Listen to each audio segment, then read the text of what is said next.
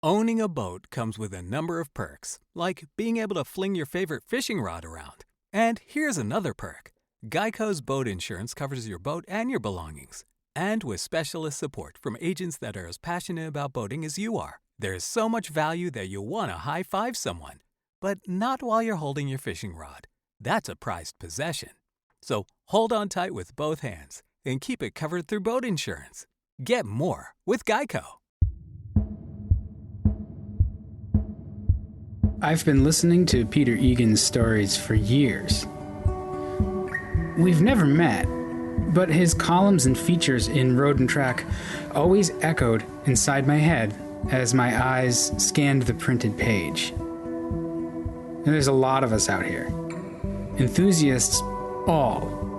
But some have made our way into being auto writers or podcasters or top weird car Twitter accounts to follow. And when we mention influences, Peter Egan comes up over and over again. It was his work, stories that weren't about cars so much as the cars were bit players, a part of the texture, the set dressing.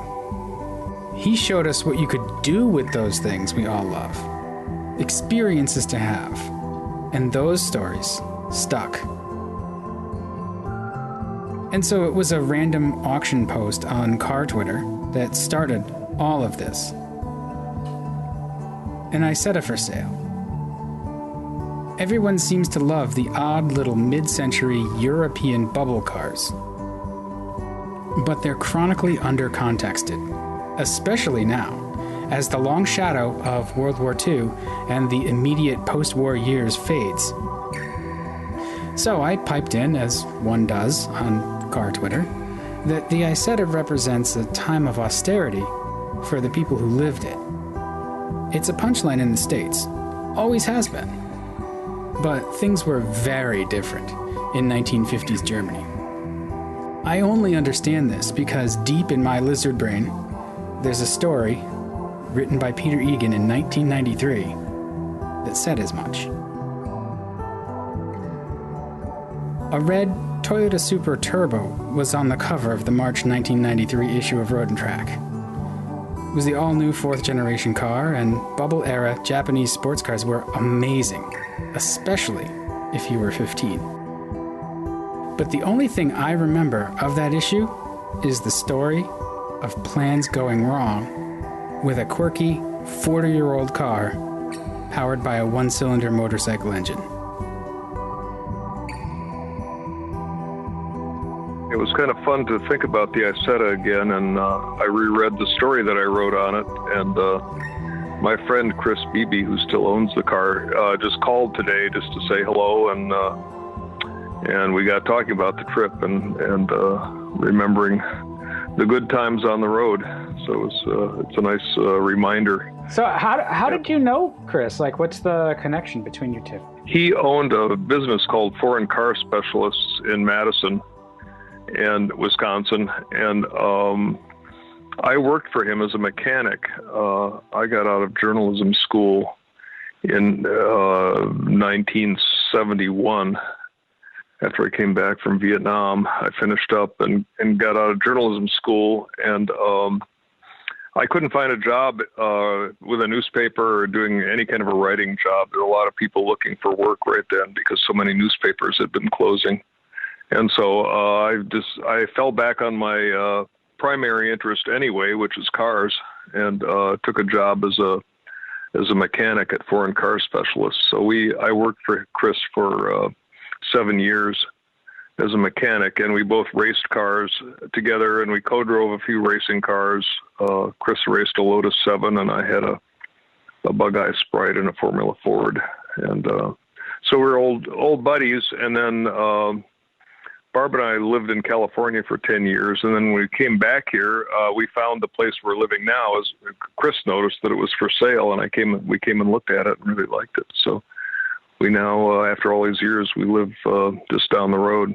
Well, that's excellent. So I was surprised by my one trip to Wisconsin. I wound up in Mineral Point. Mineral Point. Yes. Mm-hmm. And it's a charming town. I was out there to do an interview for an unrelated to journalism job, but it's not what I expected. Once you get down that way, there's lots of hills. No, it's very hilly. There's a big section of Wisconsin that's called the driftless area, and it was unglaciated during the last glacial period, and so it's very hilly. It's almost like people have compared it with the Ozarks or the Cotswolds in England or something. It's all steep hills and farms and cattle farms and winding roads. So it's a very nice place to live if you like sports cars and motorcycles. Yeah, that was a surprise. I did not expect that. Yeah, Mineral Point is a beautiful town. It's an old lead mining town, and that area was originally settled by Welsh miners, and a lot of the original buildings are still there. They made a lot of stone buildings out of sort of this tan sandstone that's down in the area. So it's kind of a tourist attraction now. It has a lot of nice bed and breakfast places and old hotels and restaurants and so on. Yes. And then on the way back to Milwaukee, I took a wrong turn and wound up in Janesville. So I got to see the closed GM plant before I finally made it back to Milwaukee. Oh, yeah. I know. Not quite as scenic, but no. Yeah, I got to remembering that article that you had written, because now people know what the Isetta is a lot more than they did probably in the 90s, and certainly in the post-war period in America. I think that the American story of the post-war has captured everybody's imagination, and that tends to be the default. Mm-hmm. Post-war Europe is different, and you being of the baby boomer era or generation, how did you first find out about Isettas? Was that something you knew about in the 50s and 60s, or did you? Yeah. Well, I probably wasn't aware of them. I mean, they were unusual enough that I'm sure they appeared somewhere in a magazine, in a Life magazine story or something as background. And people, I think when I was in grade school, or at least when I was in 8th grade, I knew what they were. I hadn't seen one on the road anywhere. I grew up in a small town in Wisconsin, and there just weren't many foreign cars, period. And I don't think I ever saw an Isetta until I got older. But I started reading Road and Track magazine and Sports Car Graphic when I was about 13. And so, there were pictures and articles, and I got a lot more familiar with, with European cars. I sort of, at that age, right around 8th grade, I fell in love with sports cars and racing and the whole idea of having an unusual, fun, agile car. I turned 13 in 61, and I remember I picked up my first Road and Track magazine, and Phil Hill was winning the world championship for the U.S. in driving a Ferrari, shark-nosed Ferrari, and of course, I was instantly captivated. Here's an American driving through the streets of Monaco in this beautiful car. And Dan Gurney, of course, was successful and active. And it was a good time for Americans being involved in Formula One racing and Le Mans and so on. So I immediately just, read everything cover to cover from that age on, as soon as I get my hands on a car magazine. Sure. And then you wound up writing for Road and Track as well. And I think that's where a lot of our listeners, if they don't already know, that's where you built a career. I started when I was working as a car mechanic. I wanted to get back into journalism, and I thought I should somehow get some benefit out of having gone to school for 4 years in journalism. So I wrote a lot of stories, short stories and articles and so on. I didn't have much luck getting anything published. I had a pretty good pile of rejections. And then finally, a friend of mine who was a motorcycle mechanic, Howard Sprengel, told me, he said, instead of writing general short stories and fiction and so on, why don't you write about something you're really fascinated with? Why don't you write about cars or motorcycles? And I was I had been racing cars for about 6 years, and I got decided I wanted to try motorcycle road racing. So I had a Norton and a Honda 400F, and I started road racing motorcycles. And so I decided to write a story for Cycle World magazine, and the first story I wrote, I think, was in 1977. And Barb and I took our Norton Commando out we're headed for the West Coast, and it broke down in Montana. And we weren't able to fix it, so we had to ship it home in a Beacon's moving van and take the rest of the trip by train and bus. And so I wrote a story about that, about, being warned about not taking an older British bike across the country. And I sent that into Cycle World magazine. And it was published, and it was a breakthrough for me. It was the first thing I ever got published. And then I was 32 years old. So then Alan Girdler, who was the editor at Cycle World magazine, said, well, if you've got anything else, any other feature story ideas, we'd be interested to take a look at them. So I really got on the case and started sort of generating story ideas and taking trips with motorcycles. And I did a series of stories for Cycle World magazine, and they hired me in 1980. And Barb and I moved to California so I could work at Cycle World. And then I worked there for 3 years, and Road and Track was upstairs in the same building. And they found out, a lot of the people at Road and Track, several of the older editors were real motorcycle buffs, and they would come down and hang out in my office, and I had pictures of race cars and so on. And they said, you should be writing something for Road and Track as well. And you were a car mechanic for 7 years, and you've raced several different kinds of cars. And so Road and Track asked me to start writing for them as well. And I worked full time at Road and Track, and part time I started contributing columns to Cycle World magazine. So for the 10 years we were in California, I worked 3 years full time for Cycle World and 7 years for Road and Track. It's not not a bad way to do it. Yeah, I was very lucky. I mean, I had at the time I had no intention I wasn't even thinking about looking for a job in a car magazine, because cars in the late 70s were kind of not that interesting. They were having a lot of problems with fuel injection and emission controls and so on. So I'd kind of turned my attention over to the motorcycle side of things. And but right about the time I got hired at Road and Track in 1983, things were starting to come back for cars. Small block Chevys were suddenly making more than 200 horsepower again, and this kind of thing. And they're getting fuel injection figured out and technology with cars. And it was actually a pretty interesting time to be working at both magazines, actually. Yeah. Well, and still to this day, that whole narrative of being in the right place at the right time, it still works. Mm-hmm. There's no real formula to it. It's just...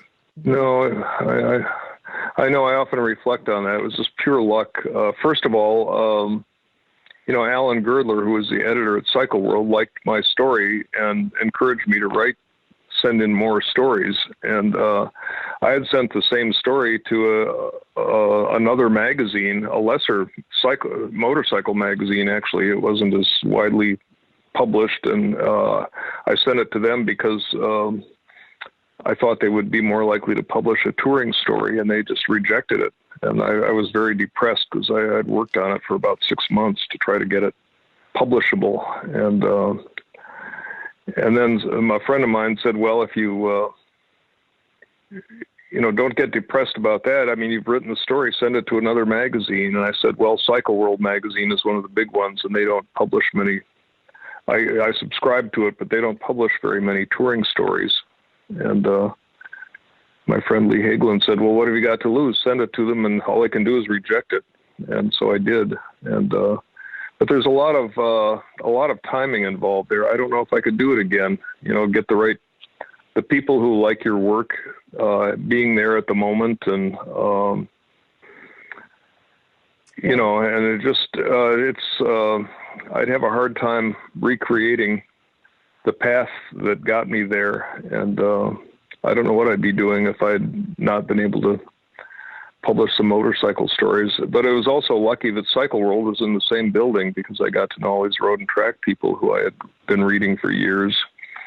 And it was a very nice group of people at both magazines. It was like a great big family of enthusiasts, and beautiful spot to work. It was in Newport Beach, California, right on the bluffs overlooking the ocean. And I thought, well, this is not bad. That's better than all those Jamokes at Car and Driver stuck on Hogback Road, right? Yeah, yeah, I know. Yeah. Well, I was glad that it was in California. I was the day they hired me, I was a little worn out with winter. I'd had a long day at the shop, and I was driving my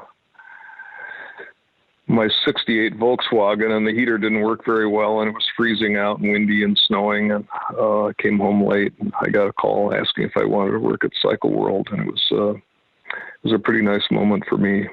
Yeah, you never forget that kind of thing. But your friend Lee's advice was still solid. The worst they can do is say no. Yeah, so. That's right. Yeah, I think a lot of it is just being persistent. Also, I did a lot of writing that didn't get published. I wrote 2 novels that didn't get published, and many feature stories and short stories, and you got to keep working, I guess, until something happens. Yeah, it's like an itch you have to scratch. Yeah. So I didn't mean to get us sidetracked. But it's great. I love to hear that the way everybody, especially since, I started off even before I thought I could be a car writer, reading your work. So it's just interesting to hear how everybody's career is just this combination of serendipity and grit. But it's a lot of just to the people who you run into by accident. Yeah. I've always said if you can get up in the morning, if you leave your front door and turn left, you lead a completely different life than if you turned right. It's not a bad philosophy. Yeah. The internet loves weird cars, and I saw some of the people that I've run into by accident as car people on Twitter. They posted an auction like eBay or one of the other sites for an Isetta. And it just, it brought back to mind the story that you had written about your trip with Chris Beebe in this Isetta, and some of the things we don't think about when we think of the Isetta. That's just a fun, almost like a punchline here, because it's this small little car that's weird looking, but it means a lot. It means different things to different people. Yes, it does. And I think you brought up when we talked the other day, you mentioned that Chris's friend Klaus, who was German, when called up from Germany and said, "Oh no, don't tell me you're restoring an Isetta." And Chris said he was, and he says, "Oh no, he said you Americans find those amusing, but Germans don't have such a fond recollection of having to drive Isettas. They were still digging out from wartime and short on everything, materials and jobs and roads, and he said, for them it's sort of reflecting a hard time in their lives, and whereas Americans were just thought, oh, this is wonderful, we can give these away as a free prize for a contest or something, or we can. I think I mentioned in the story, Chris Beebe knew a friend who had one, and said that when he drove it to school, and the other kids picked it up and put it on top of the air conditioning unit, and it was sort of oh, what fun! It's so small, we can do anything we want with this car, and. He said the car was actually ruined. In order to get it off the air conditioning unit, they used a sling through the windows, and it wrecked the roof and bent the car. And which was a sad end, but not so funny. And well, of course, the Isetta was first designed in Italy, and Italy was probably as poorer than Germany after the war, and they were like all Europeans. They were looking for inexpensive transport, and so I said in the story, essentially they were looking for a Vespa or an Lambretta with weather protection so they could get to work. Yeah. When on a cold or rainy day, and they worked. They were pretty good little cars. Really, there was a great way to get around without using a lot of gas. Well, you're right. With fuel being the other shortage at that point in Europe, and Mm-hmm. I can picture it on those European streets. I think it would be a real good time, quite honestly. Speeds are low. Oh yeah, it fits anywhere. It's a perfect car for European towns. They still have these medieval narrow streets and so on. And when I got out of the Army, I lived in Paris for a winter. I was bumming around Europe, and I really liked Paris and stayed there. And small French cars like the Duchevaux were just perfect for Paris because you could drive them right up on a curb and get them out of the way so the road was open on these small back streets. And if you saw a full-sized American car, from the diplomatic corps or somebody who was wealthy and had a Lincoln or a Cadillac or something, you'd say, oh my God, that's huge. Yeah. Where are they going to put that? And so, small cars really fit very well. They still fit well in Europe. And Barb and I did a trip through England about 4 years ago, and with a rental car, drove up to the Cotswolds, and it struck me that British cars have gotten as big as American cars. People are driving Range Rovers and large Jaguars and so on, and medium-sized sedans, but they're big now. Barb and I went there when we were first married in 1973 and rented a 1,000cc Mini and drove all over England. And it was the perfect size for driving in England on the narrow roads. But the roads and the streets haven't gotten any wider, but the cars are 6 inches wider now than they were and longer, and nothing fits quite as well as it did. No, a modern Mini it looks small compared to other current cars, but boy, does it tower over an original. Yeah, it does. You have to see it next to an original to realize that it's grown quite a bit. So how did you come to take a trip in the first place, or to be restoring the Isetta in the first place? What was the genesis of the idea?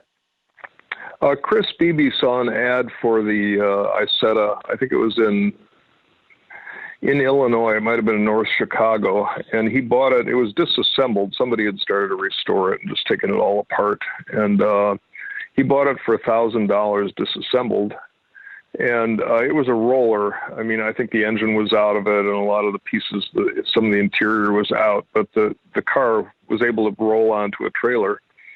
And he brought it home, and as I said, he lives across the bridge from us, across the creek, and he has some doors that go into his basement, sort of a little drive-in basement, and he and his wife just parked the Isetta next to their washer and dryer in the basement. And I think I said in the story, it fit in perfectly. It looked like it was related to the washer and dryer. But anyway, I would see it down there. I'd go down there to help them move something, and I'd say we should fix that up. And finally, I said, why don't we restore that thing and take a trip in it? It would be fun to write about it. And so we worked on it for a couple of months together at his shop, and we took it all apart, the suspension, and we didn't rebuild the engine. The engine was okay, but structurally it needed a little help. It needed repainting, and it was just kind of beaten up. But it was all there. It wasn't terribly rusty or anything. It was just a straight car that was kind of worn out. And so we spent a lot of time. I remember bead blasting all the suspension pieces at night and painting them, spray painting the links for the suspension system and so on. And we were originally planned to take it to the runoffs at Road Atlanta, the SCCA annual sports car championships. And we were actually on our way down there. We were fighting against the clock to get the car done, to get down to the runoffs. And then we had some engine trouble in Rockford, Illinois, in northern Illinois at night. And we had to stop and fix it. And we got into a motel about 3 o'clock in the morning. And we realized, I looked at my watch and said, you know, we're never going to make it. If we drive straight through to Road Atlanta, we'll get there in time for the last race on Sunday. I said, we got to figure out someplace else to go with this thing. It's too far and we're too late. So we got up in the morning and looked at a map, and I said, let's go over to the Mississippi River and down through Hannibal, you know, Tom Sawyer country. And I'm a big blues music fan, and I've always liked Memphis a lot. I've been down there a few times. And I said, let's just drive down to Memphis. And, you know, we can go through Hannibal and see the Tom Sawyer Museum, and then we can go down to Memphis and go to Beale Street and go out and see the Elvis Museum. Maybe we'll see across from his home. Maybe we'll see an Isetta in the museum. So we just diverted. We decided it was too late to go to Atlanta, and sort of went straight south. Elvis had a 507, which was sort of the other BMW they made at that time. Yeah, Elvis had a lot of unusual. I was surprised, in fact, that he didn't have one. In fact, in the story, I said when we pull up in front of Graceland, I said if Elvis were alive today, he'd probably come running out and buy this thing from us, and then we could fly home. Yeah. Instead of driving 45 miles an hour back to Wisconsin. But we were actually having a pretty good time in that car. It was fun to be in it. Everybody was charmed by it, and it ran fairly well most of the time. We had a few mechanical problems with it, and Chris had decided that he had one in I think his freshman year in college, and he had remembered how slow it was, and he thought if he put a larger carburetor on it, maybe we could cruise at slightly higher speed, or it would have a little more hill climbing power. We had the 300cc version. I think it's 295 cc's, and so he put a motorcycle carburetor on it, a Mikuni. I think it was a 32 millimeter carburetor, and in order to fit it on there, he was trying to find something that would work as an intake manifold, and he found a piece of Peugeot radiator hose that fit in. And so he put that on, and it worked fine, except that the hose would pulsate. It would pulse with the engine intake and eventually crack the hose. So all the way down there, we were taping the hose and replacing it. And, it seemed like about every 5 hours of driving, the hose would blow and the car would stop running, and we'd have to, cut another piece of hose and take the side panel off the engine and dig our way back in there and fix it. But other than that, we had very few problems with the car. It was that was our own doing, really, trying to hop it up a little bit. So what's it like to be in it? And I'm assuming, too, you were on roads like secondary roads, not highways. Oh, yeah. Yeah, we stayed away from anything that resembled a fast state highway or an interstate. And we took all the blue highways, as you'd say. It's all the back roads. And it was actually kind of pleasant because the car would go, they're supposed to be able to go 52 miles an hour.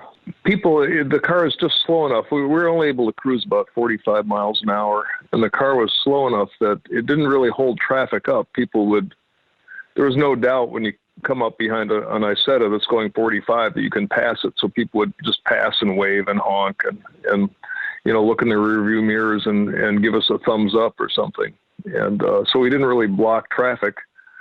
And it was quite comfortable to ride in. The suspension is very good. It's actually quite compliant and comfortable, and so it just kind of motored along. And the only shortcoming really with the car was that it was in the fall, and it was pretty cool in the north here when we left. And the heater really doesn't do much of anything. It's a real small heater that just runs off, feeds air through the cooling fins on the engine like a Volkswagen, except it's got a lot less surface area than a Volkswagen. So we we weren't really able to tell that any heat was coming in with the air that was blowing into the cockpit. It was pretty chilly. But once we got in the south, it was not a problem. It warmed up quite a bit. Yeah. Well, and I'm assuming too, with all that glass, once you get in the sunlight, it's kind of like a little aquarium, kind of heats up on its own. Yeah. It is. It didn't have much space in it. We had it's just 2 seats and a luggage shelf behind the seats. And so we each had essentially a real small duffel bag to take on the trip. I had a camera bag and a camera, and that was about it. Yeah. And, traveling light is, that's an art in itself too. Nothing but a credit card and maybe a toothbrush. Yeah. It's kind of fun not to have to wonder what you should take along or shouldn't take along, because you just can't. So it's, you just pack light, and that's what we did. But it was a good trip. It was we have all good memories of the trip, except for having to fix the radiator hose intake manifold at night a couple of times. But otherwise hot, it was fun. While the engine is still it has Yeah. just been running. It was a little hard to get back in there. You have to work on the engine. There's a panel you remove on the right side of the right rear of the car, and there's not a lot of room to see in there, so you're kind of working with a flashlight in your teeth, reaching back in there to try to fix things. But anyway, the engine ran all the way. It was in the transmission, the clutch, everything worked on it. Brakes, we didn't have any major mechanical problem. And Chris, in retrospect, said he thinks it would actually have been faster and gotten better mileage and everything with the original carburetor. He said that was not really a great idea. It was probably a little bit over-carbureted and a little less tractable. Sure. I think we got about 58 miles per gallon, something like that, which wasn't bad. Yeah, that's not too bad. It only has 2 or 3 gallons capacity in its tank. Yeah, 3.5 gallon fuel tank, and I think when the first 250, I just looked this up recently, just to remind myself about production dates on Isettas, and the site that I looked up said that when the first 250 Isetta came out, it set a world record for a car and fuel. It got 98 miles per gallon, which was a world record for anything that would haul 2 people and be called a car, have a body on it and a windshield and wipers and all that kind of thing. I mean, there are cars now that get almost that mileage. I had a Volkswagen, one of the diesels that is now, we had to give it back, sell it back to Volkswagen because it was part of the diesel scandal. But that thing was getting low 50s and had lots of power and torque, and so was very comfortable and had air conditioning and so on. So it's not as remarkable now as it was then. But mileage then, I mean, I remember somebody in my hometown when I was in about middle of high school, borrowed a Volkswagen from his uncle in Madison and came home, and he told us he got 28 miles per gallon, and we just couldn't believe it. We had never heard of a car that got 28 miles per gallon. And said, you got to be kidding. How can you get 28 miles? My dad's Buick got 7. Right. It's 4 times the fuel economy. Yeah, we're just slapping our foreheads at the thought of 28 miles per gallon. Now I've got a Honda Ridgeline pickup truck that will get about 25 on the highway. So and it'll haul 5,000 pounds too. It'll tow 5,000. Yes, yeah, and it has a radio and air conditioning and sound system and on. Yeah, and it'll haul a motorcycle, which was more than the Volkswagen would do. I reread the story and I commented that it would be impossible to make this car now because it weighed, I think the weight was 800 pounds.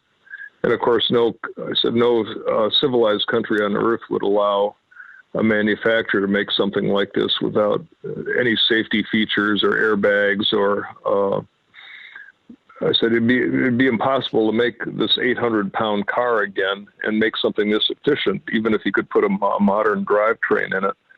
But I'm not sure that the world doesn't still need that car. It's it seems in retrospect like it's not such a bad idea. We have enough oil right now, but we're heating up the planet and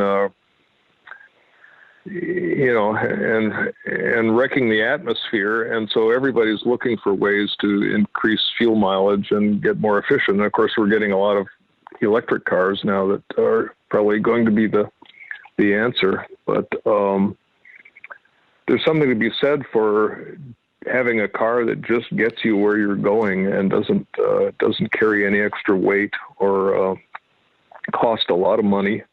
Is an affordable thing. And I think some of the, like the early Volkswagen and that car and the Citroën Deux Chevaux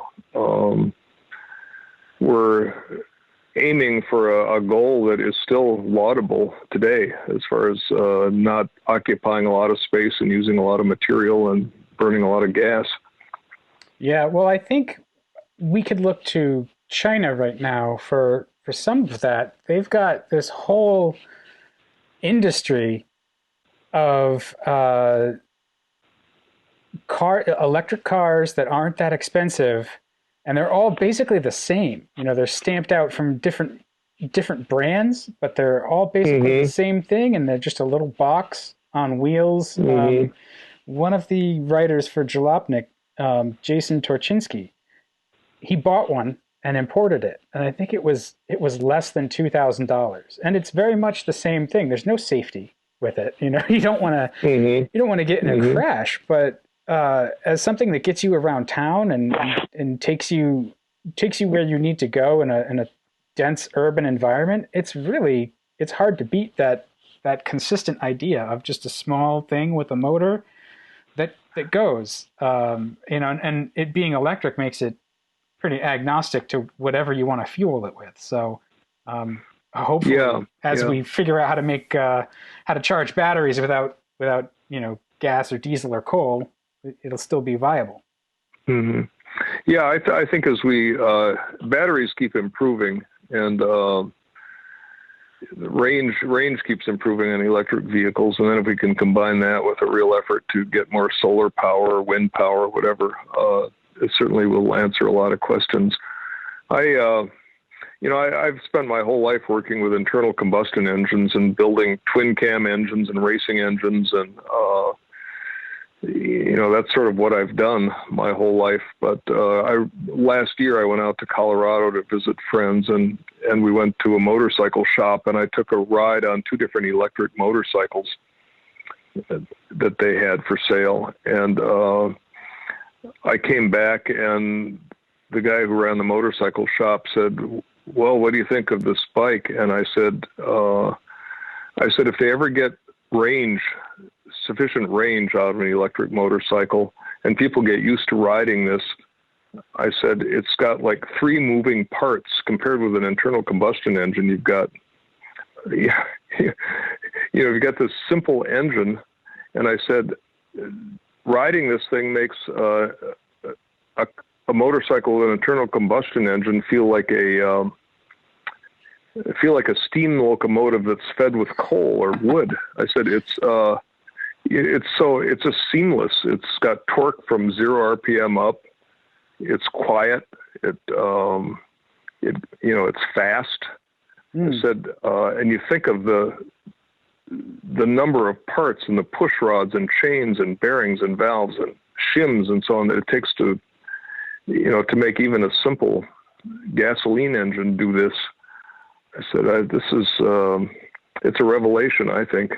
And, we're all nostalgic for the sound and feel of traditional engines and so on, but I think there's a point where we may be able to enjoy those as kind of a special thing and not have to depend on them all the time. I agree. I think that, every time I get to try an electric car, I love the experience because it's exactly what you said.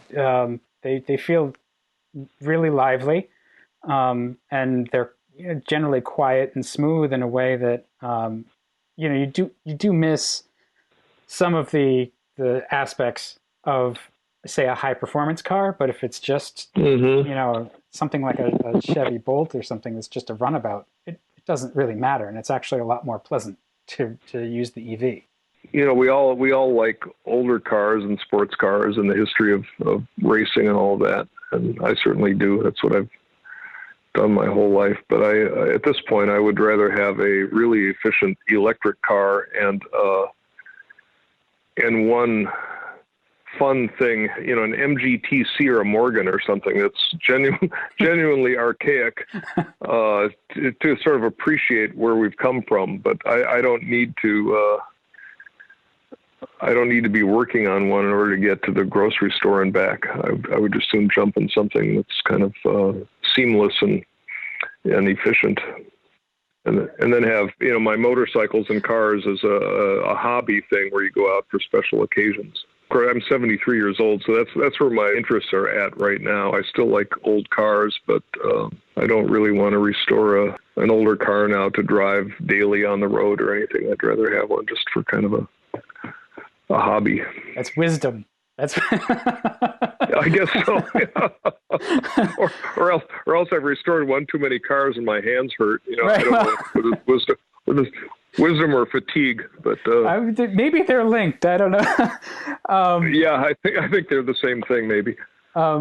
You commented when you. I just want to square off a couple of points. One of the things you noted about I said it was how well made they are.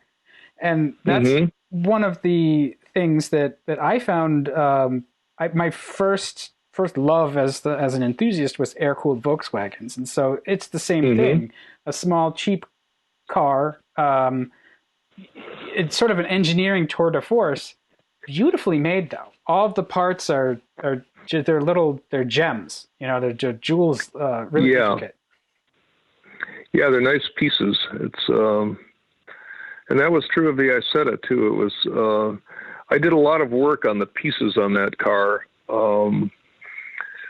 Chris and I were both busy when we were restoring the car. We would take apart the suspension or the steering apart or whatever, take the brake drums off and go through them and bead blast things. And I was impressed all the way through the car. There was no hidden cheapness there. Everything was nicely made. And of course, Germans are pretty good at that. There's a high level of craftsmanship in Germany, and I think people, even sort of digging out of the ruins of the war, were still inclined to do the best job they could on anything they designed or machined. And it's sort of the home of precision machinery, and along with, of course, England at one time. England kind of lost the plot, I think, in the early 70s for precision. But anyway. That's true. and this is coming from somebody who's mainly an English car fanatic. Anyway, the pieces were very nice in that car. And it was nice to work on. You'd look at a suspension arm and you'd say, this is really, very nicely made. It's nicely forged, and it's got good bearings in it. And there was nothing. It wasn't. They didn't make a coal cart and put a motor in it, a lawnmower engine or something. It was actually a sophisticated car for its intention. Yeah, and that to me is, I think, where a lot of the charm is. It's a purpose-built thing, and it is almost an appliance, but it's still fascinating to look at. And to it is. I think it's still a good-looking car. People talk about it as a bubble car, or that it's humorous in some way, but it's also a very nice shape. When you look at one, you say they did a really nice job. You start with a blank piece of paper and a drawing pencil, and you come up with a shape that will enclose a couple of people and carry a little bit of luggage and have an engine and steer and let you get in and out. It's a very pleasant looking car. It's not just like something that was made out of necessity and is an eye. It's not an eyesore. It doesn't look cheap. It looks like a nice thing to have in your garage. And I think it still does. It did then probably, and it's held up very well as a design.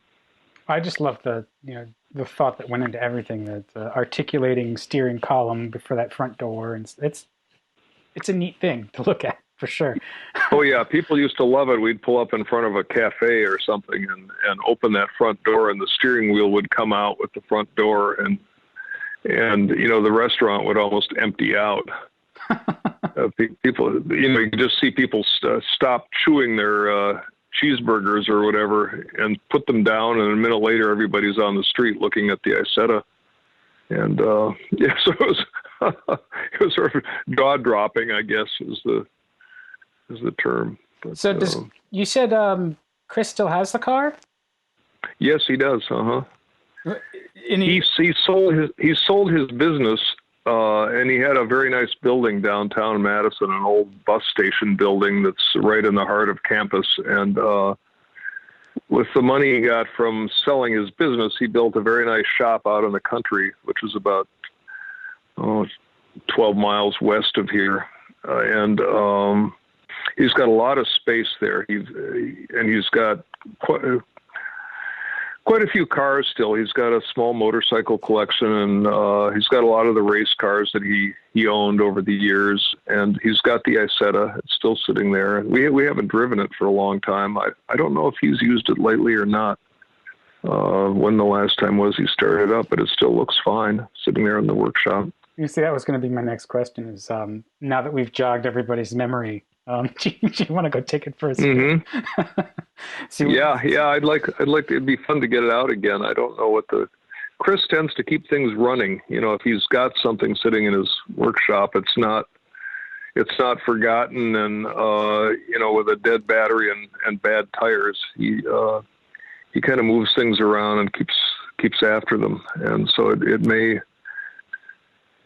may be fine. He started up. He's got an MGTB, which is the just immediate pre-war predecessor to the TC, and we needed that for some pictures this summer. And all he had to do was check the tire pressures, and it started up. And we drove it over here for some photographs. I would guess the Isetta is not quite that ready to go right now, but it's probably still in good shape. I would like to drive it with the original carburetor on it because I think. That was really our only worry when we were driving that car was we just kept blowing these these radiator hoses that we were using for intake manifolds. And I think probably the original carburetor, which was probably a Bing, I would imagine, being on a BMW, it probably was a little more linear in how it delivered power and a little more tractable for going up through the gears. I think Chris may have put that back on the car. I'll have to ask him.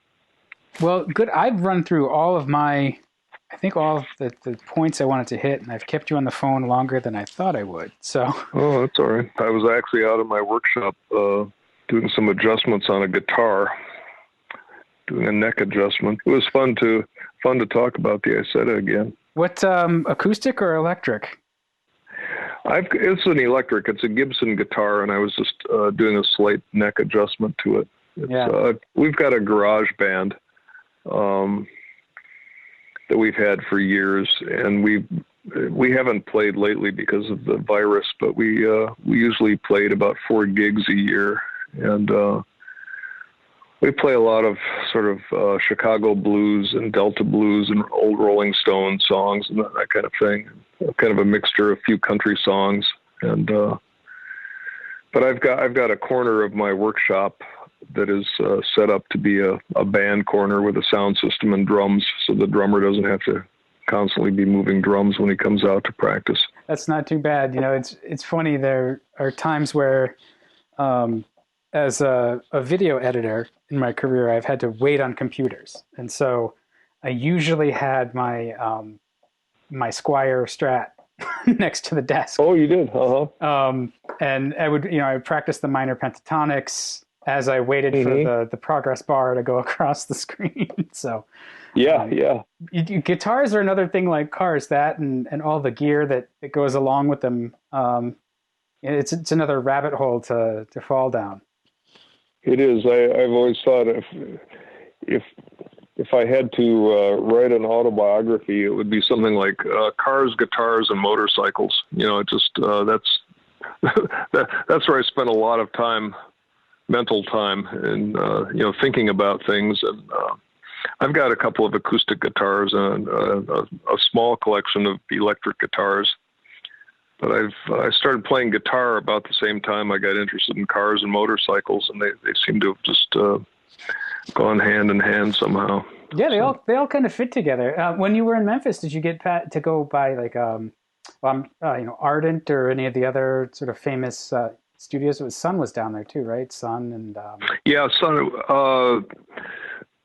We did a Sun studio tour. I've done a couple of those. Barb and I, my wife Barbara and I, went down there a few years ago and did a tour, and I did a story for Cycle World about 2 years ago. We went. Mark Hoyer, who's the editor at Cycle World magazine, is a really good guitar player and has a couple of guitars and amps. And he always wanted to see the Mississippi Delta, so we did a trip with 2 Indian motorcycles from Memphis to New Orleans, and I've sort of made a hobby almost of traveling in that part of the world. I like the Mississippi Delta, and New Orleans is probably my favorite city. So any excuse I have to go down there and do a story. I've done about 3 travel stories that involve the Mississippi Delta and the Blues Trail, and I remember one with a 60 Cadillac or something at Mardi Gras. Yeah, I did a 63 Cadillac. That was the first time I really. I went down on a 400F Honda. One of the first stories I did for Cycle World was a trip from here to New Orleans on a Honda 400F, which was my race bike at the time, and I just took the number plates off and took it on a trip. And but I've always enjoyed traveling down there and looking around and finding these old blues sites. And Beale Street is always interesting, and there's a lot of music. Of course, New Orleans is the same way. It's good food and good music and lots of spirit. So it's a fun place to go. I've done a lot of travel writing over the years, and probably about half of the stories I've done are somehow based on a musical journey. I did a story with a 53 Cadillac for Road and Track called Hank's Last Drive, or Hank's Last Ride. It was Hank Williams died in the back seat of his Cadillac on New Year's Eve, 1953, and between 52 and 53. And so I restored a 53 Cadillac and went with a friend of mine who's a musician. We went from Montgomery, Alabama, up to Oak Hill, Virginia, and followed the route that Hank Williams took on his last trip, his last gig. And so it's sort of a good excuse to get out and drive somewhere you've never been and do some exploring. So yeah, it's fun to get out, and it all fits together somehow when you say, where can I take a motorcycle or a car trip? And I think I'll go to Memphis or go to New Orleans. Well, all right. Let me let you get to your evening. I really appreciate you spending some time with me. And well, it's great talking to you. I enjoyed it. And if you get out this way, give us a call and stop in or something and play guitar or whatever. Owning a boat comes with a number of perks, like being able to fling your favorite fishing rod around. And here's another perk. Geico's boat insurance covers your boat and your belongings. And with specialist support from agents that are as passionate about boating as you are. There's so much value that you'll want to high-five someone, but not while you're holding your fishing rod. That's a prized possession. So hold on tight with both hands and keep it covered through boat insurance. Get more with Geico. At Arizona State University, we're bringing world-class education from our globally acclaimed faculty to you. Ranked #1 in innovation for 10 consecutive years and #2 among public universities for employability. ASU isn't just ahead of the curve. It's creating new paths to success. Earn your degree from the nation's most innovative university. Online. That's a degree better. Explore more than 300 undergraduate, graduate, and certificate programs at asuonline.asu.edu.